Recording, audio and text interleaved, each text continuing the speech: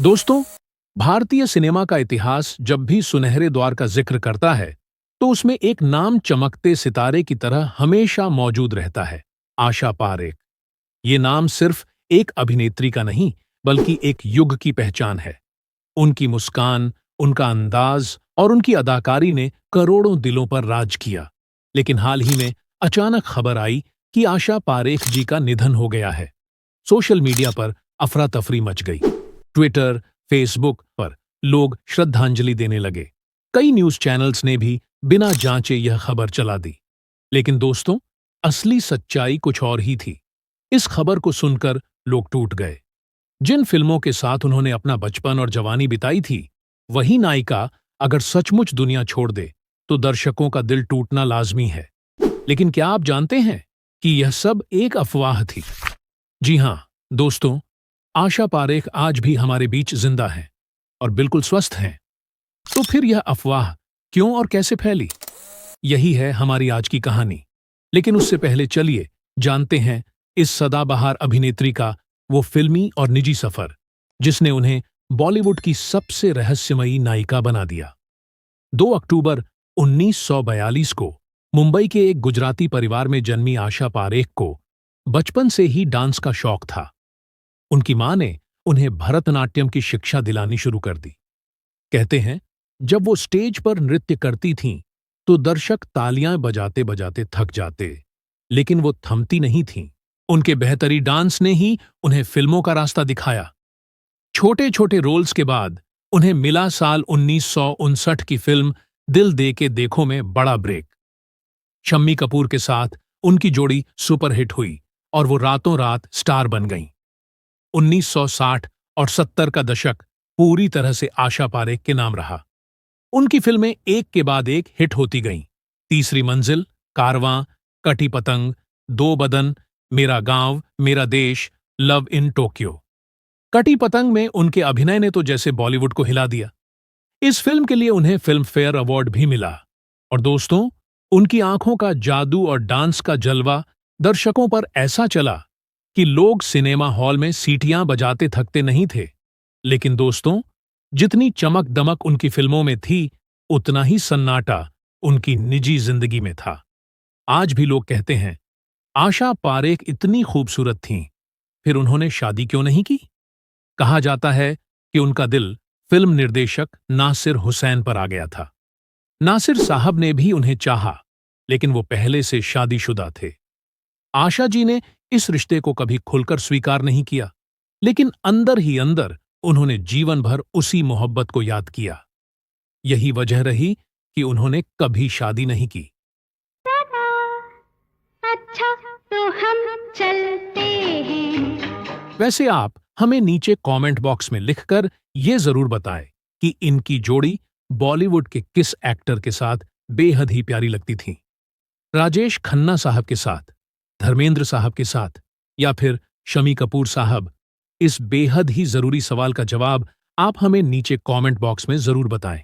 दोस्तों, सोचिए, इतनी बड़ी सुपरस्टार, लाखों प्रशंसक, करोड़ों चाहने वाले, लेकिन दिल के किसी कोने में अकेलापन, यही उनकी जिंदगी की सबसे बड़ी त्रासदी रही।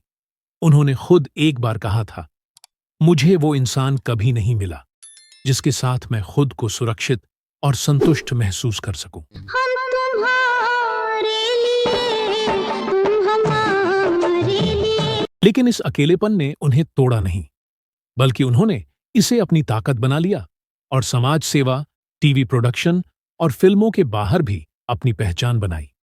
90 के दशक में वो टीवी प्रोड्यूसर बनी और कई सुपरहिट सीरियल्स बनाए। इसी के साथ वो सिने आर्टिस्ट एसोसिएशन और फिल्म सेंसर बोर्ड की चेयरपर्सन भी रहीं। इसके अलावा उन्होंने चैरिटी और हॉस्पिटल्स में भी बड़ा योगदान दिया। आशा पारेख जी का मुंबई के सांता क्रूज में एक अस्पताल भी है। 70 के दशक में आशा जी और राजेश खन्ना की जोड़ी सुपरहिट रही। कहा जाता है कि कटी पतंग की शूटिंग के दौरान दोनों के बीच गहरी दोस्ती हो गई थी। लोग यहां तक कहने लगे थे कि राजेश खन्ना की मुस्कान और आशा पारेख की आंखें मिलकर सिल्वर स्क्रीन पर जादू करती हैं। साल 1967 में फिल्म कारवां की शूटिंग के दौरान एक गाने का सीन था, जहां नाव पर शूट करना था। अचानक नाव डगमगा गई और आशा जी पानी में गिर गईं। पूरी यूनिट घबरा गई, लेकिन आशा जी ने मुस्कुराते हुए कहा, डरिए मत, मैं अच्छी तैराक हूं। इस वाकये के बाद यूनिट उन्हें बोल्ड लेडी कहकर बुलाने लगी। इसके बाद फिल्म आया सावन झूम के मेन राजकुमार और आशा पारेख साथ थे। राजकुमार साहब अपने डायलॉग्स में काफी जोर शोर से बोलते थे। एक बार सीन के दौरान उन्होंने इतना ऊंचा संवाद बोला कि आशा जी सचमुच डर गईं और रिएक्शन बिल्कुल नेचुरल आ गया। डायरेक्टर ने कहा, बस यही परफेक्ट शॉट है। आशा पारेख और डायरेक्टर नासिर हुसैन की नजदीकियों के किस्से पूरी इंडस्ट्री में चर्चा का विषय बने। कहा जाता है कि नासिर साहब हर फिल्म में उन्हें लेना चाहते थे और उनके लिए खास रोल लिखा करते थे। हालांकि दोनों ने कभी इस रिश्ते को खुलकर स्वीकार नहीं किया, लेकिन लोगों का मानना था कि यही उनकी अधूरी मोहब्बत थी। आशा जी की सबसे गहरी दोस्ती लता मंगेशकर जी से थी। दोनों साथ बैठकर गपशप करती थीं। एक बार लता जी ने मजाक में कहा था, आशा, तुम्हारे गाने तो हिट हो जाते हैं क्योंकि मेरी आवाज और तुम्हारा डांस दोनों साथ आते हैं। दोस्तों, आप सभी को बता दें कि फिल्म लव इन टोक्यो में एक गाना बर्फीली जगह पर शूट होना था। इतनी ठंड थी कि पूरी यूनिट कांप रही थी, लेकिन आशा जी ने साड़ी पहनकर गाना शूट किया और कहा, फैंस ठंड महसूस नहीं करेंगे, उन्हें बस मेरी मुस्कान दिखनी चाहिए। उनकी इस प्रोफेशनलिज्म की हर कोई तारीफ करता था। देव आनंद और आशा पारेख जब साथ में फिल्म कर रहे थे तो देव साहब अपनी आदत के मुताबिक जल्दी जल्दी डायलॉग बोल जाते। आशा जी कई बार हंसते हुए कहती, देव साहब धीरे बोलिए, वरना दर्शकों को समझ ही नहीं आएगा। जब उन्हें कटी पतंग के लिए फिल्म फेयर अवार्ड मिला तो उन्होंने मंच से कहा, यह अवार्ड सिर्फ मेरे लिए नहीं बल्कि उन सभी फैंस के लिए है जिन्होंने मुझे यहां तक पहुंचाया। पूरा हॉल खड़े होकर तालियां बजाने लगा। फिल्मों में आशा जी ग्लैमरस और बोल्ड नजर आती थीं, लेकिन असल जिंदगी में बेहद शांत और सीधी सादी थीं। लोग कहते थे, आशा जी फिल्मों में जितनी खुलकर नाचती हैं, असल जिंदगी में उतनी ही संकोची है। अब आते हैं उस अफवाह पर जिसने सबको हिला दिया था। अचानक सोशल मीडिया पर खबर फैली, दिग्गज अभिनेत्री आशा पारेख का निधन हो गया। कुछ न्यूज पोर्टल्स ने भी ये खबर चला दी। उनके फैंस टूट गए। लोग सोशल मीडिया पर लिखने लगे, बचपन की यादें चली गईं, बॉलीवुड का सुनहरा अध्याय खत्म हो गया। लेकिन जल्द ही सच्चाई सामने आई। आशा पारेख ने खुद इंटरव्यू देकर कहा, मैं बिल्कुल ठीक हूं, जिंदा हूं और स्वस्थ हूं।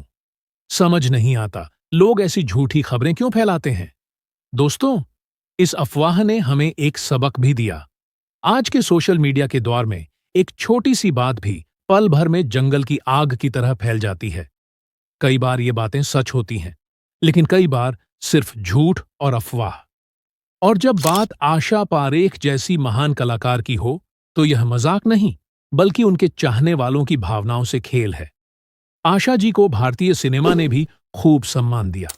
साल 1992 में उन्हें पद्मश्री, साल 2002 में film fair life time achievement award और साल 2022 में सिनेमा का सबसे बड़ा अवार्ड दादा साहेब फाल्के अवार्ड मिला। ये सम्मान उन्हें सिर्फ एक स्टार नहीं बल्कि सिनेमा का प्रतीक बना देता है।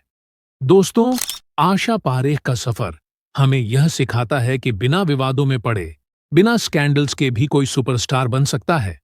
उन्होंने अपने काम, अपनी मेहनत और अपनी सादगी से वो मुकाम पाया जो हर कोई नहीं पा सकता। और आज जब उनके निधन की अफवाह उड़ती है तो करोड़ों फैंस का दिल बैठ जाता है। लेकिन सच्चाई यह है कि आशा पारेख आज भी हमारे बीच मौजूद हैं, स्वस्थ हैं और भारतीय सिनेमा की एक अनमोल धरोहर है। तो दोस्तों, आप क्या कहना चाहेंगे इस अफवाह और इस महान अभिनेत्री के बारे में? नीचे कमेंट बॉक्स में अपनी राय जरूर लिखें। हम आपसे मिलते हैं अपनी अगली वीडियो में। तब तक के लिए आप अपना और अपने परिवार का ध्यान रखिए। धन्यवाद। मुझे तुम मिल गए हमदम, सहारा हो तक आपके पीछे बंद तेरी बेरी